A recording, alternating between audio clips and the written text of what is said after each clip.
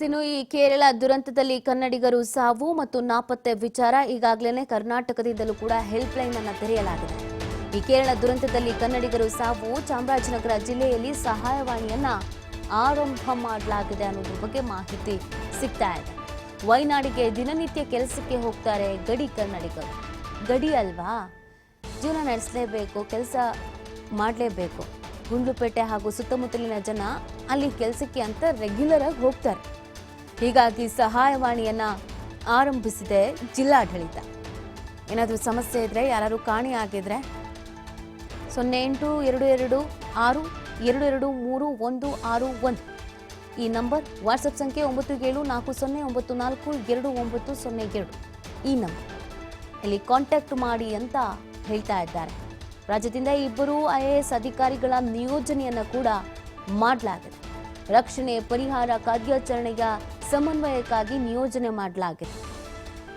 ಸಹಾಯವಾಣಿ ತೆರೆದಿರೋದು PC ಜಾಫರ್ ಮತ್ತು ದಿಲೀಶ್ ಶಶಿ ಅವರ ನಿಯೋಜನೆಯನ್ನ ಮಾಡಲಾಗಿದೆ.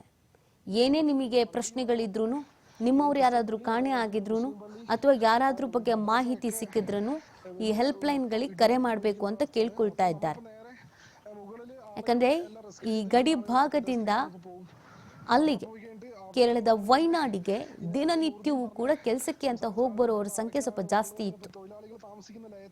ಕೆಲಸ ಸಿಕ್ಕಿದ್ರೆ ಸಾಕು ಅನ್ನುವಂಥ ವಿಚಾರದಲ್ಲಿ ಎಲ್ಲರೂ ಕೂಡ ಯಾವ ರಾಜ್ಯವಾದ್ರೂ ಏನು ಹತ್ರ ಇದೆಯಾ ಹೋಗೋಣ ಅಂತ ಅಲ್ಲೆಲ್ಲ ಎಸ್ಟೇಟ್ಗಳು ಜಾಸ್ತಿ. ಆ ಎಸ್ಟೇಟ್ಗಳಿಗೆ ಕೆಲಸಕ್ಕೆ ಹೋಗ್ತಾ ಇರ್ತಾರೆ. ಅವ್ರುಗಳಲ್ಲಿ ತುಂಬ ಜನ ನಾಪತ್ತೆ ಆಗ್ಬಿಟ್ಟಿದ್ದಾರೆ.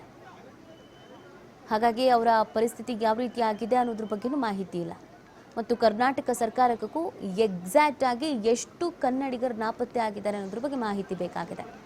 ಸೊ ಹೀಗಿರಬೇಕಾದ್ರೆ ತಮ್ಮವರು ಕಾಣಿಸ್ತಾ ಇಲ್ಲ, ತಮ್ಮವರು ಕಾಂಟ್ಯಾಕ್ಟಿಗೆ ಸಿಗ್ತಾ ಇಲ್ಲ, ಅಥವಾ ಅವ್ರು ಹೋಗಿದ್ರು ಅನ್ನೋದು ಗೊತ್ತಿರುತ್ತೆ ಅವ್ರ ಕುಟುಂಬಸ್ಥರಿಗೆ. ಆ ಥರ ಏನಾದರೂ ಇದ್ದರೆ ಮಾಹಿತಿಯನ್ನು ಕೊಡಿ ಅಂತ ಹೆಲ್ಪ್ಲೈನನ್ನು ತೆರೆಯಲಾಗಿದೆ.